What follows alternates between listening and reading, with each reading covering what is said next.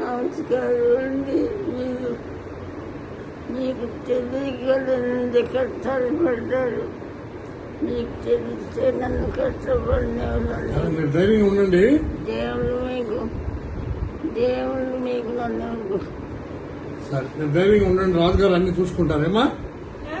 ఎప్పటి నుంచో ఢిల్లీ రాజుగారికి తెలిస్తే నాకు కష్టాలు ఉండవని అన్ని ఛానల్లోనూ మా అమ్మ ఇంటర్వ్యూ ఇస్తుందండి. అంత మీరంటే దేవుడితో సమానం అండి. ఇప్పుడు మీకు తెలిసింది.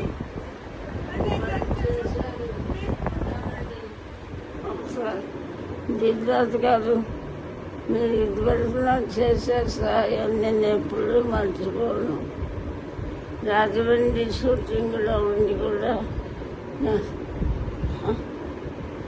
సరే ఆయాసపడద్దు, మాట్లాడద్దు, ధైర్యంగా ఉండండి. నేను చెప్తాను, రాజుగారితో చెప్తాను.